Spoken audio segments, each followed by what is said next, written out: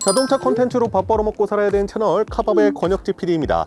디펜더가 이렇게 세대 세워져 있는 거 보이시죠? 저희 채널에서도 110 모델 4기통 2.0L 가솔린 모델 시승을 했었던 적이 있었는데요. 24년을 맞아서 우리 디펜더 90, 110, 130에 각각 새로운 모델이 하나씩 추가됐습니다. 어떤 모델들이 새롭게 추가가 됐나 살펴보려고 하고요. 그리고 오프로드 시승을 조금 하게 될 텐데 저희가 타게 될 차량은 130의 P400 모델이에요. 3.0L 가솔린 엔진이 담긴 디펜더를 타게 될 텐데 때마침 제가 그 모델 시승을 안 해봤어요. 그래서 그 모델 시승해 보면서 또 어떤 느낌들 가지고 있는지 살펴보도록 할게요. 자, 우선 요 앞에 있는 녀석부터 먼저 말씀을 드리자고 하면요, 90 모델입니다. 우리가 알고 있는 디펜더는 보통 2열 도어가 있죠.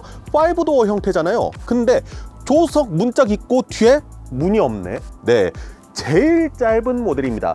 디펜더의 90, 110, 130 이거는 차량의 휠 베이스 크기를 가지고 만들어 놓은 장명법인데 오리지널 디펜더에서는 딱 그 정도의 휠 베이스가 맞았는데 지금 네이밍하고는 사실 차이가 없어요. 110하고 130은 참고로 휠 베이스 크기가 동일합니다. 근데 얘는 휠 베이스 달라요. 얘는 짜리몽땅한 모델입니다. 어떻게 보면은 디펜더가 추구하는 오프로딩, 여행 이런 컨셉에는 제일 잘 맞는 모델이라고 볼 수 있는데, 그러면 이 디펜더 90에 어떤 것이 추가가 됐느냐? 3.0L 디펜더에서 쓰고 있는 가장 높은 파워트레인이거든요. 그게 이 녀석에 들어갔어요. 그러면서 차량의 가격은 1억 3천이 조금 넘습니다. 사실 디펜더 90이 정말 멋있거든요. 비례적으로 봤을 때도 그런데 우리나라는 또 실용성, 차량의 크기 이런 것들 중요시하다 보니까 도로에서 그렇게 보기는 쉽지 않은데 상당히 마니악한 모델이라고 볼 수가 있죠. P400은요 마력수입니다. 마력수 400마력을 쓰는 녀석입니다. 차체 크기도 보면은 짜리몽땅 해가지고 되게 가벼울 것 같잖아요. 와, 날라다니겠네 하겠지만 사실 이 차량의 공차 중량은 2.3톤이 넘어갑니다. 그럼에도 불구하고 제로백은 6초대를 기록할 정도로 상당히 빠릿한 녀석이고, 워낙에 출력이 좋다 보니까 오프로드에서도 상당히 좋은 모습을 보여줄 것이라고 예상이 됩니다. 자세하게 이야기하는 것보다는 인서트 화면들 이용해서 디테일들을 보여드리는 걸로 하고요. 사실 국내에서 디펜더를 구매하신 분들이 가장 많이 사는 모델은 110 모델일 겁니다. 제가 시승해 본 적도 있고요. 24년에 새롭게 추가된 모델은요, 카운티 에디션이라고 해서 익스테리어 위주로 바뀌었습니다. 기본적으로 파워트레인은 D250, 그러니까 250마력짜리 디젤 엔진을 사용을 하고요. 그러면 이 녀석들은 어떤 것들이 바뀌었느냐? 우선 푸른색 바디에다가 흰색 휠이 들어가잖아요. 이게 20인치짜리 휠이라고 하는데 되게 스틸 휠처럼 생겼지만 알로이 휠이라고 합니다. 그리고 이 하얀색 휠과 더불어서 천장을 보시게 되면은 여기도 하얀색 천장 들어간 거 보이시죠? 측면에 보시게 되면요, 카운티라고 써져 있는 별도의 데칼이 붙어져 있는 것도 확인을 하실 수가 있죠. 테일게이트도 하얀색으로 들어갔죠. 그래서 보시면은 파랑하양 그래서 마치, 잠깐 카메라 돌려서 이쪽 배경 한번 보여주시겠어요? 마치 이렇게 너른 호수와 구름의 하얀색 그런 느낌을 보여주긴 합니다. 디자인적으로 조금 힘을 준 모델이고 비교적 저렴한 이제 D250 모델을 바탕으로 해서 그래도 조금 저렴하게 득할 수 있는 모델이라고 볼 수 있습니다. 가격은 1억 1천만 원대에서 시작을 하거든요. 그러니까 옆에 있는 아까 전에 디펜더 90 모델보다 저렴한 거죠. 그 다음엔요 130 모델입니다. 디펜더에서 가장 긴 모델이라고 말씀드릴 수 있는데 새롭게 출시한 모델은 아웃바운드라는 모델입니다. P400을 기반으로 하는 모델이고요. 이 차량의 특징은 무엇이냐? 130이 나타났을 때 110과 가장 크게 비교되는 거 바로 3열 좌석이 있어서 이 차량에 7명까지 탑승할 수 있다는 거였거든요. 그런데 아웃바운드라고 하면은 어떤 느낌이세요? 나가서 뛰어놀고 막 그래야 될 것 같죠? 이 녀석의 가장 큰 차이점은 3열 좌석이 없다는 겁니다. 이 차량은 130 모델이지만은 5인승 모델이에요. 수납 공간으로 마련이 되어 있어요. 그래서 측면에서 보게 됐을 때도 이 차량이 블랙이라서 조금 티가 안 나는데 3열 쪽에 윈도우가 따로 없어요. 지금 두드리는 소리 들어보시면은 플라스틱 두드리는 소리가 나죠. 3열 공간에 글라스나 이런 것 없이 야, 너 밖에 나가서 캠핑하고 뛰어놀아. 근데 캠핑하려면 뭐 해야 돼? 짐이 많아야 되잖아. 짐 여기다가 다 실어 넣어. 난 이 차 사면은 로지 캠핑 다닐 거야 하시는 분들, 그런 분들을 위해서 딱 딱 적합한 모델이라고 생각을 하시면 될 것 같습니다. 어쨌든 연식 변경, 그러면서 새로운 모델들, 새로운 트림들이 좀 추가가 된 것이기 때문에 트림별에 대한 설명은 이 정도로 마치고요. 그러면은 본격적으로 시승하면서 차량에 대한 느낌 전달 드리는 걸로 하겠습니다. 네, 지금부터 출발해 보도록 하시죠. 네, 저희는 지금부터 오프로드 주행을 시작을 하게 되는데요. 현재 로우 모드에 자갈, 눈 모드로 설정을 하니까 지상고를 최대한으로 높여놨거든요. 드라이브 모드를 이렇게 설정하니까 가속 페달을 깊게 눌러 밟아도 차가 그만큼 빨리 나가진 않습니다. 오프로드 카메라를 통해서 차량 전방에 현재 장애물이 어떻게 되어 있는지 확인을 할 수 있기 때문에 이렇게 지면이 안 보이는 상황에서도 편하게 지나갈 수가 있는 겁니다. 앞바퀴 좌우 쪽으로도 어떠한 장애물이 있는지, 돌 같은 것들은 없는지를 확인하실 수가 있는 거고요. 이 상태에서는 진짜 가속 페달을 어느 정도 눌러 밟아도 차가 빨리 진행되거나 그러진 않아요. 진흙길로 넘어가니까요, 머드 모드로 주행 모드를 바꾸게 됐고요. 머드로 바꾸니까 아까 전에 비해서는 스로틀 반응 자체가 좀 민감하게 되네요. 아까 전에 잔디 모드에서는 스로틀 반응이 비교적 좀 답답하게 느껴졌었는데 스로틀 개방이 기본적으로 25% 정도 더 된다고 합니다. 전자식으로 디퍼렌셜 락을 풀었다 묶었다 풀었다 묶었다 하는 것을 보실 수가 있습니다. 방금 전에 녹색으로 됐을 때는 살짝 풀렸다는 거죠. 지금은 묶여 있습니다.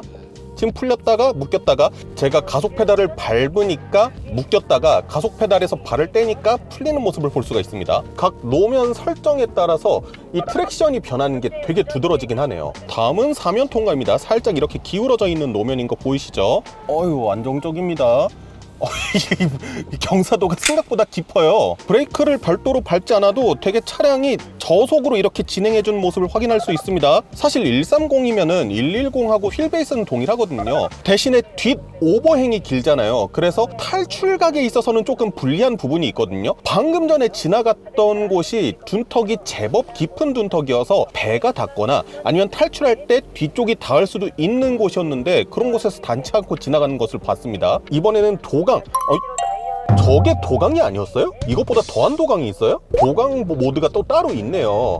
스로틀이 부드럽게 전개된다. 슬립에 방지하기 위해서. 지프랑 느낌이 좀 묘하게 달라요. 지프는 원초적인 오프로더의 느낌이라면은 디펜더의 느낌은 살짝 영국 귀족의 버터를 바른 듯한 그 느낌이 있어요. 시종일관 부드럽습니다. 이 차량이 도강을 900mm, 그러니까 90cm까지 할 수 있는데 여기 도강이 850mm, 그러니까 딱 5cm 정도 부족하게 있다고 합니다. 와, 물 깊다. 물이 어디까지 차 있는지 보이는 거예요. 이 기준 한계선을 넘느냐 안 넘느냐 그거를 확인할 수 있다는 거죠. 근데 지금 옆으로 보면 약간 배 같지 않아요? 배? 90cm에 가깝게 차오르긴 합니다. 지금 약간 닿을랑 말랑하고 있어요, 한계선에. 에어 서스펜션이 있는 모델에 한해서 이제 900mm까지 도강이 가능하고요. 없는 모델, 90 모델에 디젤 모델밖에 없는데 그 모델 같은 경우에는 최대 850mm, 5cm 정도밖에 차이가 안 나는데 그 정도까지 도강을 할 수 있다고 합니다. 이번에는 인위적으로 만들어 놓은 오프로드가 아니라 인도를 주행할 겁니다. 아무래도 일상생활 속에서 오프로드를 접하는 거, 노지 캠핑을 하신다거나 이랬을 때 우리가 자주 접할 수 있는 노면이 이런 노면일 테고요. 그렇기 때문에 이런 곳에서의 승차감의 느낌, 자주 접하게 되는 오프로드의 느낌일 것입니다. 아까 전과 같이 로우 모드까지 설정하진 않았고요. 잔디 모드로 해놓고 지상고는 제일 높여놓고 주행을 하고 있습니다. 임도를 주행하다 보면은 바닥에 돌 같은 것들 튀어나와 있는 곳들 많잖아요. 그런 곳을 밟았을 때 차체로 올라오는 충격 자체가 상당히 날카롭고 기분 나쁜 충격이긴 합니다. 그런데 이 차량은 아무래도 에어 서스펜션이 적용되어 있다 보니 그런 곳을 넘어갈 때의 충격도 아주 그렇게 기분이 나쁘다거나 아주 그렇게 차체를 기분 나쁘게 흔들어주는 그런 느낌을 가지고 있진 않아요. 그리고 지금 4월 거의 다 됐는데도 어제 강원도에는 대설주의보가 내렸었어요. 그렇기 때문에 현재 노면이 좀 미끄러운 편입니다. 그런데도 불구하고 트랙션을 이어가주는 느낌이라든가 이런 것도 나쁘지 않아요. 그리고 제가 지프 랭글러에서 말씀드렸던 것 중에 하나가 락롤링을 한다든가 아니면 조그만한 돌 같은 거를 넘어갈 때에도 스티어링이 확 비틀어지면서 사람한테 상해를 가할 수 있다. 있다고 말씀드렸죠. 그래서 랭글러 같은 경우에는 리큘레이션 볼이라는 시스템이 들어갔다고 말씀을 드렸습니다. 그런데 이 차량은 차선 중앙 유지 장치라든가 이런 것들 다 갖추고 있단 말이에요. 렉앤피니언 방식을 썼다는 건데 돌 같은 거를 밟거나 그랬을 때에도 스티어링 휠이 갑자기 확 틀어지는 그런 것을 막는 기술이 들어가져 있다고 합니다. 오프로드 코스를 이렇게 해서 한 바퀴 돌아봤는데 오프로딩을 하는데도 불구하고 6기통의 회전 질감 진짜 부드러워요. 그리고 에어 서스펜션 단에서 거칠 수 있는 충격 자체를 운전자한테 크게 전달하지 않습니다. 아까 전에 드라이버 분께서 주행을 해주시고 이제 뒤에서 체험했었던 그런 때에서도 좀 느낄 수 있었는데 오프로딩에서 느낄 수 있는 불쾌한 충격 같은 것들, 진동 같은 것들을 에어 서스펜션 단에서 상당히 잘 막아내는 부분이 있습니다. 지금 제가 타고 있는 차량은 디펜더 130 P400 모델입니다. 그러면은 V6 3.0L의 트윈 터보 엔진이고요. 최고 출력은 400마력이 나오고요. 이름 따라서 최대 토크 같은 경우에는 50kg 포스 미터가 넘는 상당히 큰 토크를 가지고 있는 차량입니다. 제가 탔었던 P300 모델 같은 경우에 4기통 2.0L임에도 불구하고 RPM을 높게 쓰는 건 있지만 체감적으로 느끼기에 출력이 아주 그렇게 부족하게 느껴진다고 하진 않았거든요. 그런데 확실히 3L 엔진을 넣으니까 제 주인을 찾아갔다는 느낌이 듭니다. 기존의 P300 모델 같은 경우에는 아주 그렇게 부족하진 않지만 그렇다고 해서 아주 넉넉하지는 않다는 느낌이었는데요. P400 모델 같은 경우에는 제법 넉넉함이 느껴져요. 거기에다가 6기통 엔진이다 보니까 엔진의 회전 질감이나 이런 것들이 상당히 부드럽게 느껴집니다. 그리고 RPM도 P300 모델에 비해서는 조금 낮게 쓰는 것을 보실 수가 있죠. 지금 인스트럭터 분의 주행에 맞춰서 주행을 하고 있는데 크루징을 하고 있는 상황에서는 1500에서 2000rpm 사이에서 움직이는 모습을 보여줍니다. 이 차량이 뒷부분이 길이가 많이 늘어났단 말이에요. 뒤에 오버행이 늘어나면서 분명히 뒤쪽의 무게가 좀 더 무거워졌을 거라고 생각이 드는데 110 모델을 탔을 때랑 아주 크게 뭔가 차이가 느껴진다 그러지는 않습니다.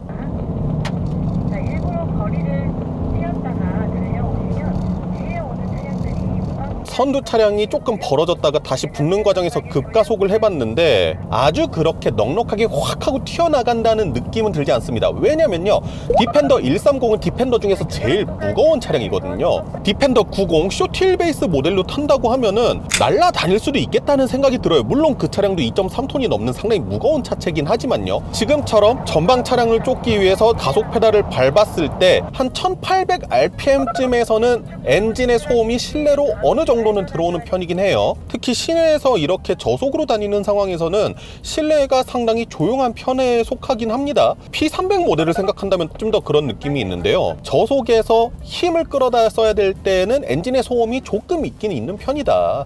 전반적으로 엔진하고 이 변속기 미션의 궁합은 괜찮은 것 같아요. 아주 빠릿빠릿하게 팍 움직여준다기보다는 약간 오프로드 성향에 가깝게 늘어지는 듯한 변속 느낌도 살짝은 있긴 한데요. 그것이 나쁘지 않아요. 운전했을 때 되게 부드러운 연결감을 가져다 주긴 하거든요. 어차피 이 차 스티어링 휠에 보면은 패들 시프트 같은 것도 안 달려져 있어요. 수동 변속을 하기 위해서는 이 옆에 있는 변속기를 옆으로 당겨준 다음에 플러스 마이너스 조정을 해야지 변속을 할 수가 있거든요. 그런 것만 보더라도 이 차는 뭔가 RPM을 가지고 적극적으로 가지고 노는 차량은 아닌 것을 좀 알 수가 있겠죠. 다운, 다운, 다운, 다운, 업, 업, 업. 네, 이 차량에 들어가 있는 미션, 네, 믿음과 신의의 ZF 8단 자동 변속기가 들어가 있기 때문에 운전자가 수동으로 조작을 한다 치면은 그래도 제법 좀 빠릿빠릿한 움직임을 보여주는 것 확인하실 수 있으셨고요. 랭글러에도 ZF의 8단 자동 변속기가 들어가 있었어요. 근데 그 ZF의 8단 변속기랑은 조금 많이 다른 느낌을 보여줍니다. 왜냐하면은 랭글러 같은 경우에는 4기통 2.0L 엔진을 바탕으로 해서 조금 쥐어짜듯이 엔진을 돌렸단 말이에요. 그리고 그 차량 같은 경우에는 최대 토크가 나오는 구간도 3000rpm, 좀 높은 편이었죠. 그런데 이 차량 같은 경우에는 아무래도 3.0에 400마력이나 되는 출력과 토크가 풍부한 엔진이기 때문에 아무래도 랭글러에 들어갔던 것보다는 조금 더 민첩하고 날렵한 모습을 보여주기도 합니다.